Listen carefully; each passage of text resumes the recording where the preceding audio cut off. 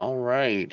Good afternoon, everyone, and happy Veterans Day to all the men and women who have served in the armed forces. It is November 11th, 2020, and you're tuned in to the Meridian Kiosks MzeroManage PMK webinar extraordinaire. And without further ado, let's get started. All right. So we're discussing the Personnel Management Kiosk, and more specifically, the Personnel Management Kiosk and its integration with the MzeroManage software, the MzeroManage cloud management software for that device. On your screen here, you'll see a couple different variations of the device itself. So here we go. We have a regular pedestal version, which is about average height, 46 to 48 inches, if I'm remembering correctly. Um, Depending on where you're measuring from the top of the pedestal to the bottom or to the top of the sensor, etc. So we've got that model, which is your typical height. Most average height individuals are able to walk up and scan on it. I'd say if you're over 6'6", you might have to do a little stooping or a little bending at the knees.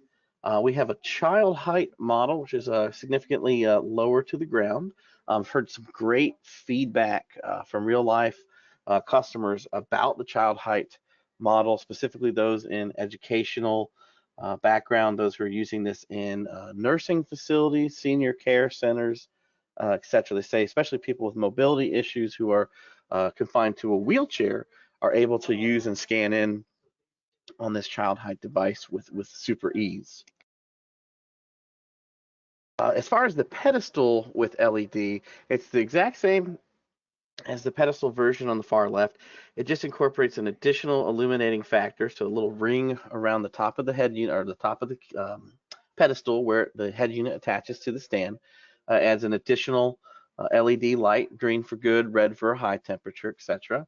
And then also has a feature of a built-in relay should you want to use it in conjunction with certain access control systems, or if you just want it to uh, act like a relay does and change the voltage somewhere else downstream, it does have that built into the chipset there on the underside of the board. If portability is a factor, we do have the countertop model. It's considerably smaller and lighter than the other devices. So for sure, if you want to move it around, if it has to go from place to place, or just having it on a desk as opposed to a freestanding unit, there's that countertop model. And last but not least, there is the addition of the wall-mounted version. So it actually comes with a bracket. You can mount it to the wall. You can get it up and out of the way. There's no stand in the floor. If the form factor is the smallest is the best, then obviously the wall mount is going to give you some unique mounting options that might fit your specific needs. So if you're not familiar with the PMK, the Personnel Management Kiosk, heretofore referred to as the PMK, it is a temperature taking device that does have the ability to do facial recognition. So the device can have a bunch of onboarded users. As those users approach the unit, they'll be scanned in with their temperature. The facial algorithm will scan their face, and it will identify them as a onboarded employee, and it will keep a record of that. So when Tim walks up to it and he scans in, you can see, oh, Tim got his temperature taken. He was 98.4, and he scanned in at 7:55 a.m. Perfect. Tim's on time. He's at work. He's got a safe temperature. And for auditors and reporting purposes, we have a record of that. So if you've been using the unit and you're just now trying to get up and get situated with MzeroManage, you do have the option to keep that information on the device. So the standalone unit, as we'll refer to it, all those scans, all that information, all the interaction, all the setting changes, all the troubleshooting has to take place on the physical device. So you're walking out there with your wireless mouse or your keyboard, you're interacting with the device, you're making those changes. Okay, you got one device, maybe that's not such a big deal. Maybe you've got 5 devices and you've got 2 up front and you've got one across town and the other 2 are across the country. How do we manage those from one centralized location? Well, we MzeroManage them. We use the MzeroManage portal to manage those devices. It's in the name, it's self-explanatory. So what it does is it gives you one centralized location, one portal, one database, one settings, configuration, utility, for lack of better words, to access your singular device or a multitude of devices.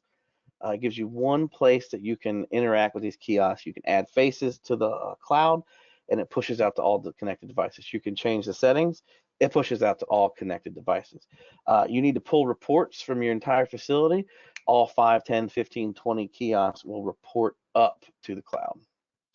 So a couple features and capabilities of the MzeroManage in conjunction with the PMK, and how and why and what and where.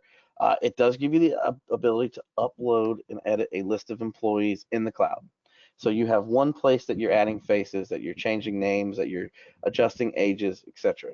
You don't have to go around to 5 devices and do it. You've got one centralized location to log temperatures, where you can pull those reports, and I'll show you a little example of that here towards the end. Email alerts, devices online, it's connected, you're reporting your scans to the cloud. If a high temperature event occurs, you do have the ability to subscribe users to receive email alerts, so they can be notified that a particular kiosk at a particular time has triggered a high temperature event. Again, retrieving reports, you can view the scans and images. There is a dashboard view, which I'll show you in detail here shortly. You can check and see when the last time the kiosk phoned home, what its last connection time was. As I mentioned before, changing the in-app settings, etc. That is the possibility there, as well as grouping kiosks. Let's say you're a large company or a large organization, and you are going to, for lack of better words, have one in Florida, one in Cleveland, one in New York City. You could group those kiosks so you're not adjusting settings on one kiosk or the other. So you can limit what your interaction with, or let's say you need HR in New York to only see 1 or 2 kiosks, you can change those permissions. The ability to turn off local device storage. What that means is if you're weary of the fact of keeping a scan or having any sort of data on the device that might be, of your employees, might be considered personal, etc. There's the ability with the implementation of MzeroManage cloud services to where you can edit these.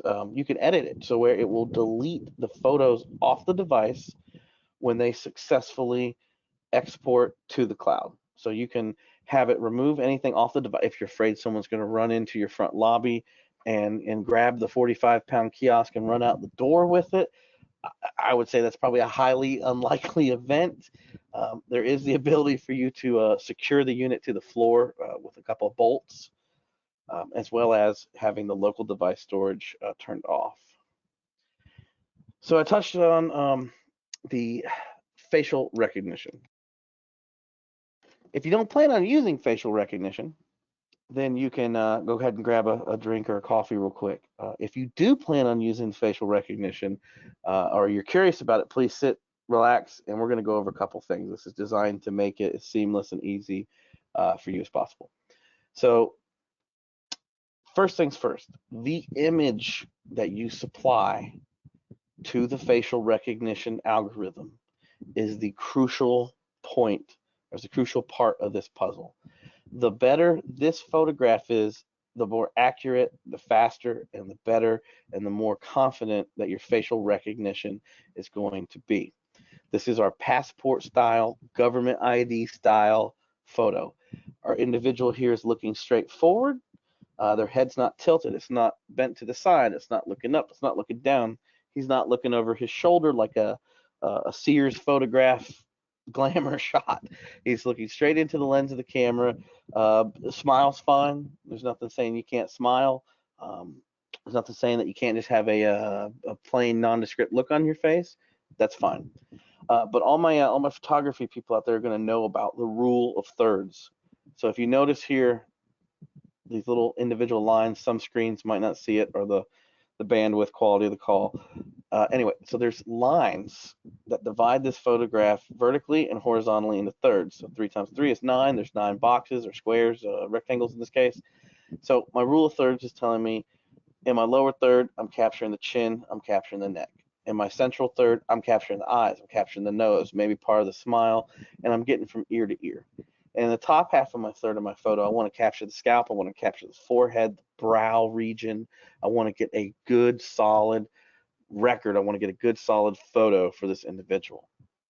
So if you're doing what we call the bulk upload, which is where you would collect all your staff information, you collect all your staff images, and you'd put that information together in a zip file, in a CSV, comma separated values file, you would be able to upload that.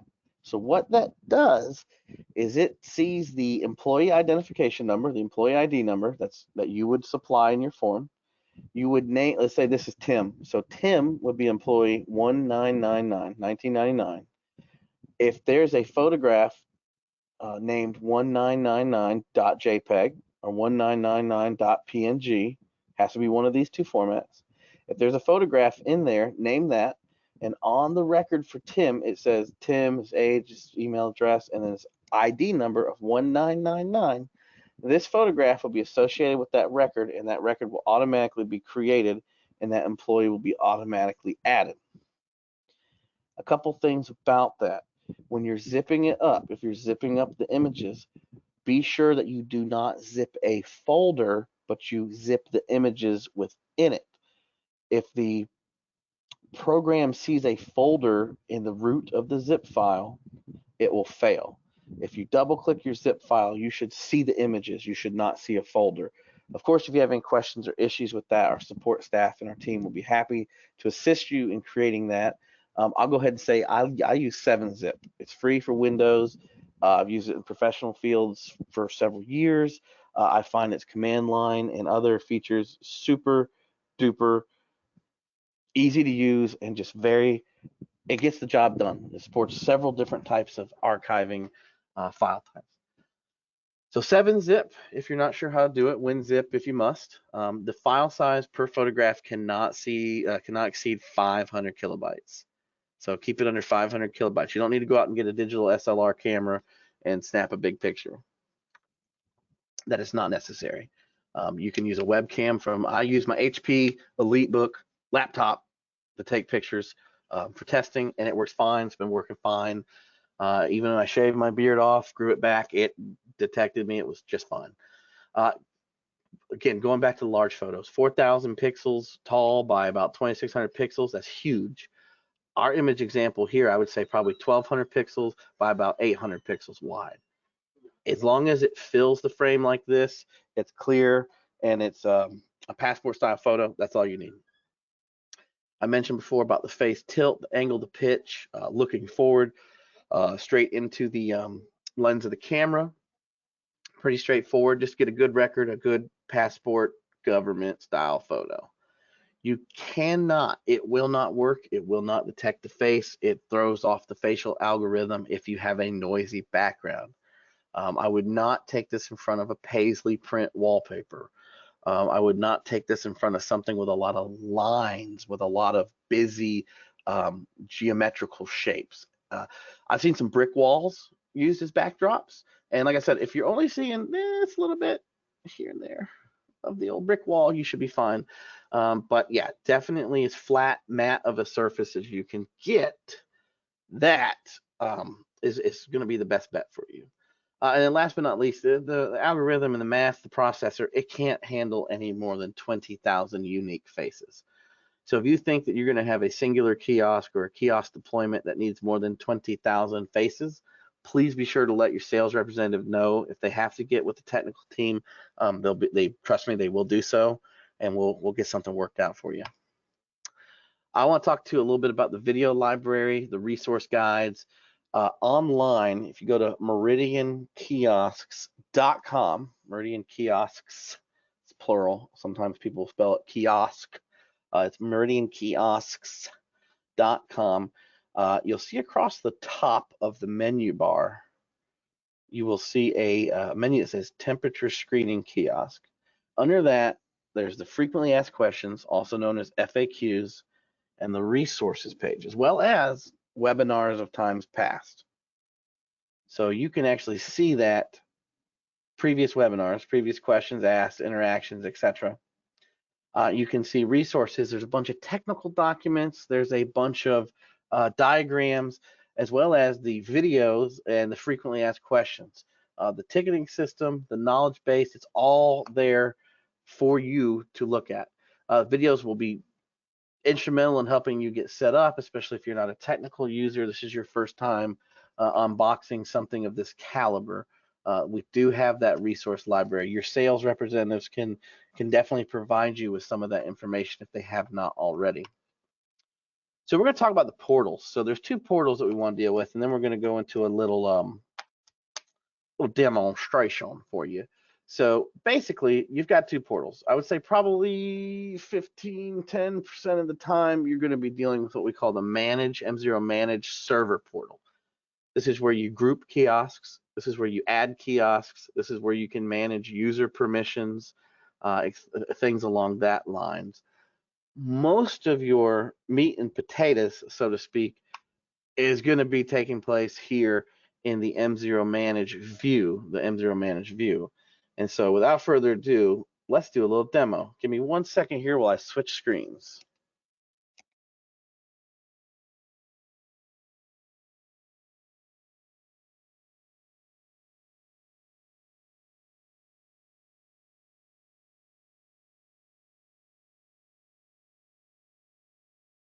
All right, so let's see if it's going to show up here. So, all right, so I apologize for the horrible faces because it seems like whenever I'm doing a test or a scan, it always captures the ugliest side of me, which if you ask some people, is probably every side of me.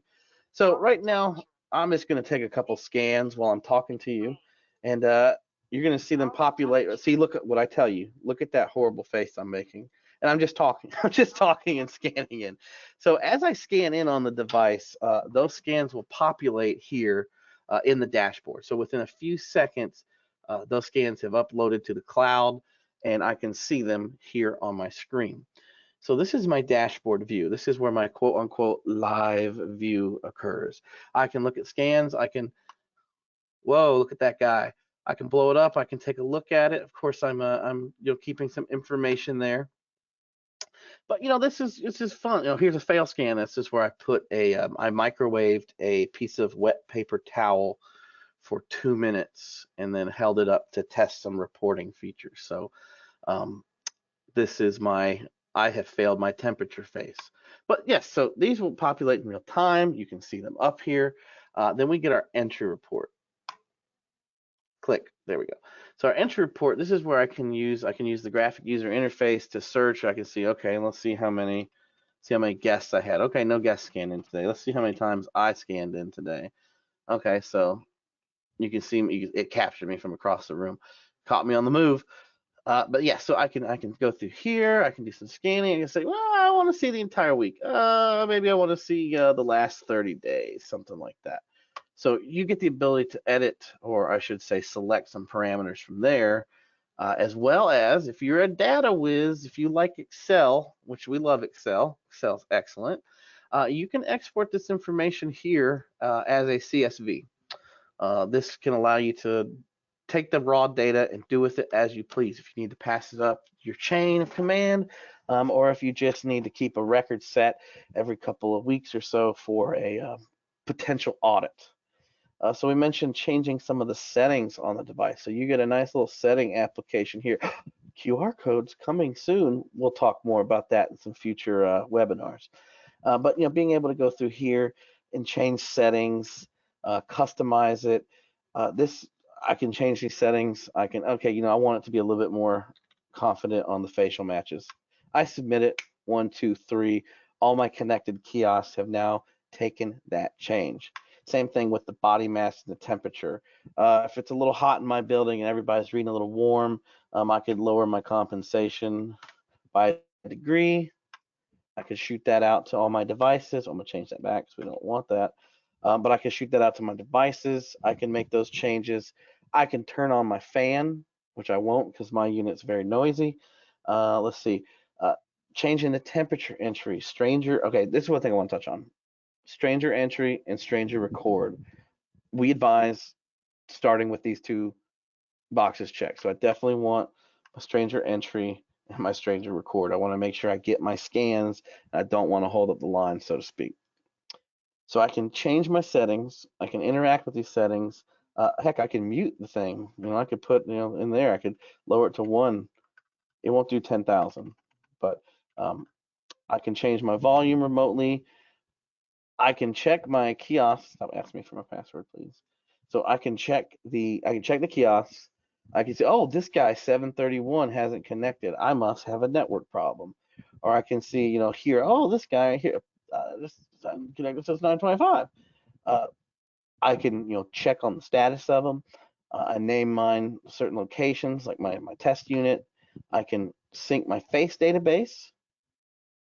I can reboot. If I'm using the access controls in the relay or the relay board, the dry contact relay on the regular pedestal model, I can, and that's, whoa, it actually made the relay noise over here. Normally I just provide that sound effect. But yes, so I can control some of these features remotely, perfect for reception, HR, night security guard. I have the ability to do line items and add people individually. I can edit this like, okay, Josh at mailman.net. I want Josh at net.com, something silly like that. And I can change that on the fly. I can change my photograph on the fly. It's all just a matter of clicking, typing, submitting. And then last but not least on this page, this is that bulk upload, that bulk import that we were talking about. So this is where I would create a CSV file with some information about my employees, and then I would upload my zip file with their images in it, and they're named images. And that's the bulk of it. So there's a couple other deep dives that we could do, but for the most part, we definitely change my screen back. We definitely we want to talk about all those features there. So that's the manage view, or personnel.meridiankiosk.com. That's the view portal. That's the pretty portal. So a couple things before we get into the question and answer section. I see a couple questions already, so hold on. You guys are next. Let's see. So onboarding and support packages. So we offer what's called an onboarding package. For users with MzeroManage, especially those who might be weary of taking on such a technological endeavor, configuring these devices, getting it set up, cloud servers, APIs, oh my, we understand. So we do have this availability here, for lack of better words, to give you a one-on-one, or if you need a couple members of your team, they're welcome to join, but a one-on-one session with a member of the support team. We'll walk you, talk you, sit with you, answer questions, take care of your setup, get your device online, get you scanning, go over some suggested default settings, things like that. It's an onboarding session. It's designed to get you up, running, added, and connected with MzeroManage, and to get your PMK communicating. We have a 20-minute training session, which is more or less designed for those who are running the unit in standalone mode, or maybe someone who just has a couple quick things they want to look at, or perhaps they have they just want to go over the device. Well, tell me about this, or can you answer some questions about this? So there's a couple different options for you. I would for sure say, if you're just kind of on the fence, you're weary about maybe going through the whole thing, I don't know, then get that 1-hour onboarding session when you purchase MzeroManage. Or if you've recently purchased it, the software package, the license, or you're thinking about it, that onboarding package it tends to help a lot of people. They tend to get a little more out of that than anything else. So then we're talking about support packages. So there are a couple support packages on the device, and there is a PMK. Let me pull up my cheat sheet here. All right, so there's a couple different styles of, or I should say, levels of support. So, of course, you get your everyday standard with the purchase of PMK, 8 to 5 Eastern time, excluding weekends and holidays, online, email, hotline, phone support, access to the knowledge base, That's included with your unit. Then you get the PMK Select. So that gives you a email, hotline, phone support, uh, online ticketing system, plus 60 minutes of after-hour support, excluding holidays, for your device. So you would get each package per device gives you 60 minutes for that device. So if you need to sit and talk with tech support on the phone for 60 minutes, you got it. Nights, except holidays. So that's weeknights, weekdays, except holidays, and return ground shipping. So you'll get free return ground shipping on RMAs. So if you have an issue with your unit, someone drop kicks it across the floor, it arrives broken, etc., you get some added support. With the PMK Premium plan, you still get that online, email, hotline, phone support, plus 2 hours per unit, weekdays excluding holidays. So that's going to give you some night support minus holidays, 2 hours of it per unit, and you get return ground shipping should something happen and you need to replace it. And then last, but certainly not least, especially as far as coverage is concerned, is the Premium Plus. That's online, email, hotline, phone support, online ticketing system, 2 hours of after-hours support, so that's 120 minutes per unit, holidays, and weekends and nights included. Plus, included 2-day shipping on all returns, 48-hour head unit replacement, and 1 on-site tech visit, which is an on-site tech visit is a minimum value of $200 because there's a bench fee and then there's an hourly rate. So you've got a tech visit included with this Premium Plus plan. Pricing is available through your service dealer, your representative. If you went through a reseller channel, they can hook you up. If you went through Meridian Direct, for sure, we can definitely help you out. All right, so I got some questions here. So I am going to go through these questions. So I'm going to start at the top and I'm going to work my way down. Can MzeroManage be used across countries? We have a few locations, Denmark, US, Italy. Do I need to purchase one MzeroManage or 3? It can be used across countries. That might affect some support time based upon the time zone changes, etc. However, yes, you can use it wherever there's internet, as long as they're not blocking our domain, as long as there's no restrictions. And you need 1 M0 license per kiosk that you wish to connect. So it's a 1-to-1 license. You got 10 units and you want all 10 of them to be online, you will need 10 software licenses. How do I update my kiosk to the latest software? For example, I'm downloading it to my PC. How can I get it to the kiosk? So there's 2 options. There is a USB installation option, and there is a network option. So with the network option, if you and your PMK are on the same network, same subnet, your IP addresses are fairly similar, you can run the network utility that will push the update directly to the device. A few things that might hang you up on that or might cause some issues. If your organization has a strict firewall, if there's certain TCP/IP ports blocked, or you just have generic restrictions within your network's domain at your organization, you might encounter some issues that might require you to access or to request temporary access from your network operations team.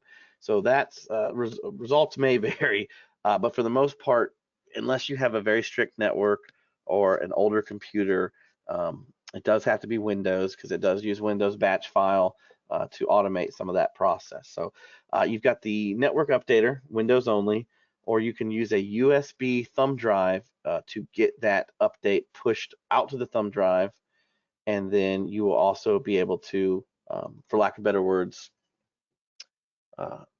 manually flash it over. All right. Is there a way to export saved pictures from the kiosk to a save folder separate on the PC? I'm sorry, I hate when it splits it up. Is there a way to export saved pictures from the kiosk to a folder on a separate PC or into a CSV, and how to do it. So what you need to do is you can export the pass record, which will be through the device. You'd have to stick a thumb drive into the device and export the pass record. Now, that would be an XLSX, so an Excel file, but it will contain a thumbnail of the scan. If you want just the face database to be exported from the device, you would need to update the device to version 2.0046, which allows you to upload the local face database to the cloud. That is available on the software releases page. All current users will have gotten an email blast notifying them of that update. So you can export the pass record locally. If you're not sure how to do that, you can feel free to open a support call. They'll be happy to provide you with some instructions and links. Again, that is also on the knowledge base. So if you check out the frequently asked questions on the temperature kiosk website, that information is also available there. And it looks like you had a two-part question. Okay, yes. So, okay, a couple questions here. Time zone issues. Updating to version 2.0046 fixes all time zone. It adds a time zone offset. There were some issues with the times and the timestamps being in Pacific time, which is where the server sits. So that update will address that. Again, not sure how to update it, not sure where to go. That is in the frequently asked questions on the website, and you're more than welcome to open up a support ticket and we'll be happy to assist. Let's see, is there plans to let the users remote into the devices from a PC on a shared network? Is there plans for us to do that? No. However, all my people out there who have ever used Android or have done remote support before, I'm pretty sure there's about 3 or 4 things you're yelling at your screen right now. I cannot officially suggest that you do anything, alter the software, etc. But I'm not saying that it is impossible. What I don't know won't hurt me. When Meridian does a patch or an update patch, will there be an email to customers that contains what the patch, so information? Yes, we just sent out an email blast today to all root administrators. And let's see, so yeah, all root administrators would be able to get an email blast notifying them of the update, including some release notes on the device. When will I receive my software? It's been over a week since we ordered. All right, so sorry to hear about that. It depends on who you ordered through. There are multiple different channels that we, for lack of better words, receive orders through, several distributors and resellers. Once the invoice is paid, once the payment terms are met, it can take 4 to 5 days, if not longer, depending on some, I won't put anybody on blast, but depending on who you ordered it through, it can take sometimes up to 2 weeks. If you really need to know, please feel free to reach out to whomever you purchased it through, your reseller channel, etc. If they're not sure, if they can't answer, then we can tell you for sure on our end if we've seen it or not.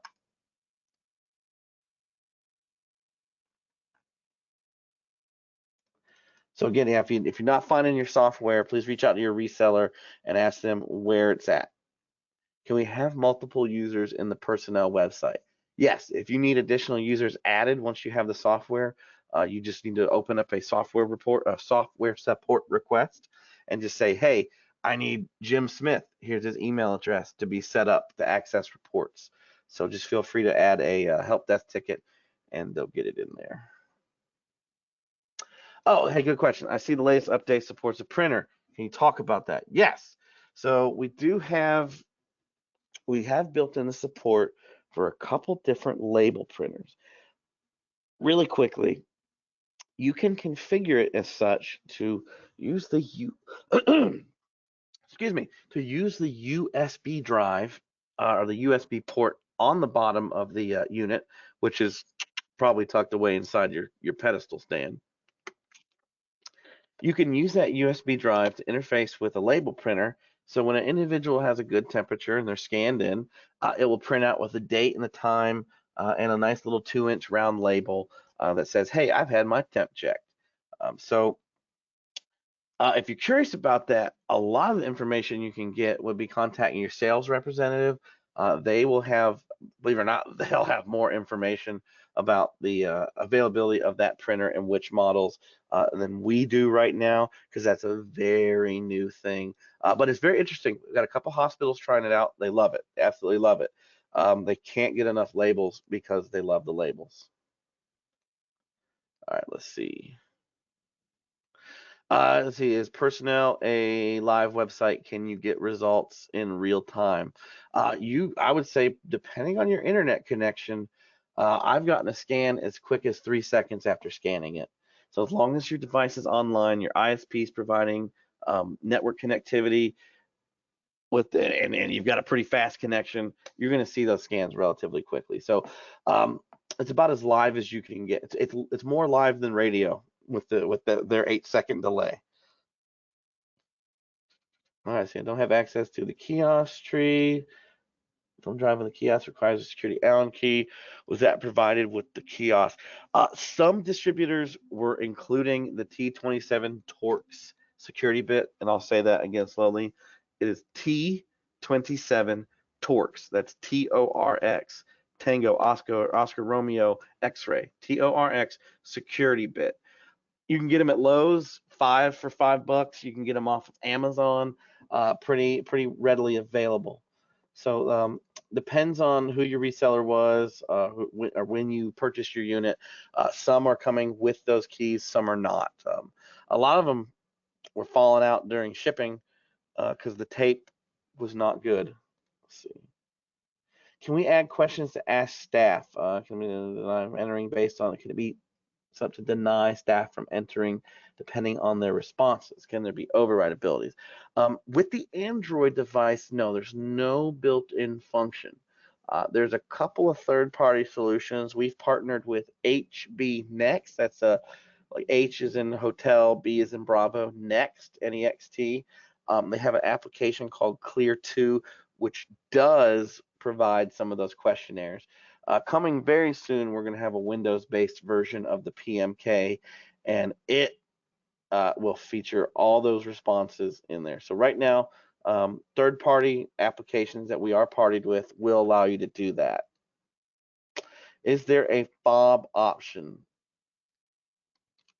As far as a fob option, so you do have the ability to get a integrated reader. They don't all come with one.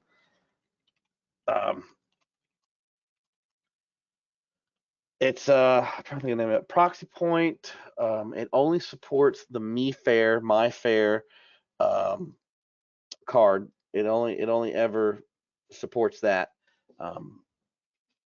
functionality. We are working with HID, however you want to say it, to add some support for their cards and their badging system, but that is pretty much limited as far as what you would be able to use for fob access. So, can we perform remote firmware updates with the software? So being able to push down from the cloud to the device, that's being tested right now. There were a couple of nuances that they wanted to, I guess for lack of better words, work on. But you can do it remotely via your local area network. So that's about as remote as you can get right now. Let's see.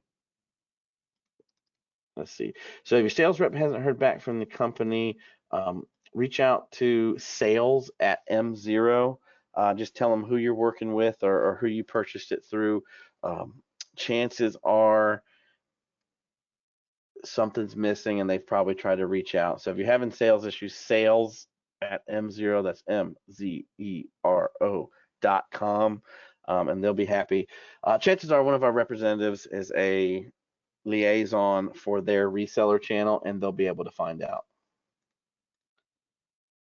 I'm stuck on the third video because it's asked me for the IP and the post numbers. I do not know where to get the post number. Okay, you're talking about the port number.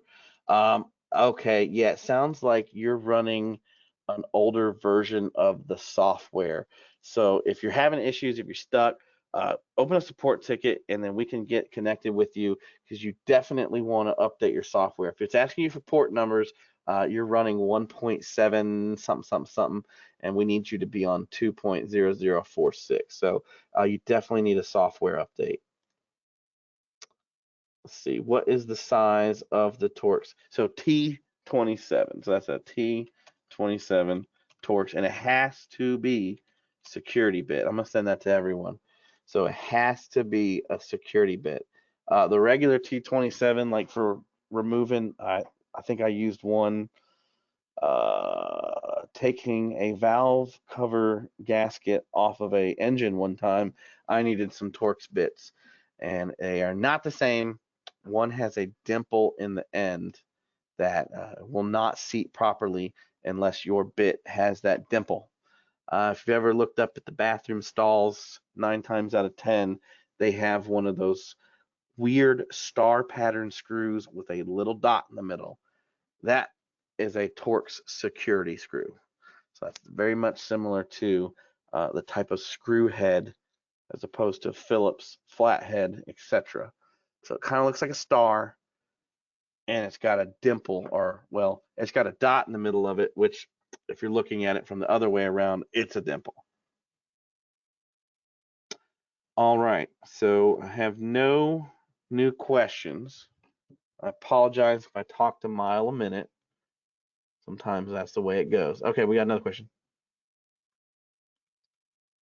All right, I'm trying to change the time zone on the portal because it's 2 hours behind. How would you do that in the portal? So you need to install 2.0046.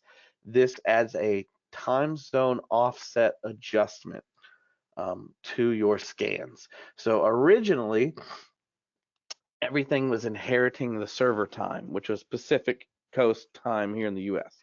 So if you want it to follow your local device time, updating to 2.0046 version, what we'll just call version 46, will adjust that. You just need to make sure that the time on your local device is correct. The portal does not have that override. It is device specific. So time zone issues, that update was released hot, fresh off the presses this morning. That will get you sorted out. All right, I'm gonna give it a few more seconds, and if we have any more questions, I'll answer those. If not, we'll start moving on towards the end of the segment.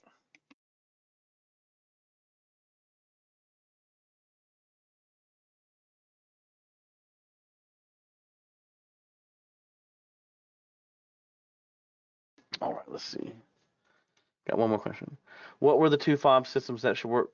Currently, right now, it is the Me Fair card series, and I believe it is 24 and 32 bits, but it's the Me Fair card series. You can look on the website, and that will tell you the specific. Lost my train of thought. That will tell you, yeah, they'll tell you the specific data set, the data link that you can have. So let's see. All right, well, it is quarter till. That is the end of our segment for today. Let's see. If anybody has anything else, we are going to be doing. I gotta look at a calendar. Isn't that horrible when you don't even know how calendars work? Let's see. Okay, so yep. So we'll be here next week. The week of the 25th, we will not. We'll be out for holiday. So if you guys have any questions, you want to check out a webinar of times past, those are on the website. If you want to join us next week, feel free to sign up. We'll be here same time, same station, same bat channel. And without further ado, it's been my pleasure as always. For those who've joined us again for the umpteenth time, welcome back. Love having you. Great questions. For our new users and prospective users, thank you so much for joining. And without further ado, y'all have a good rest of the afternoon. Stay safe.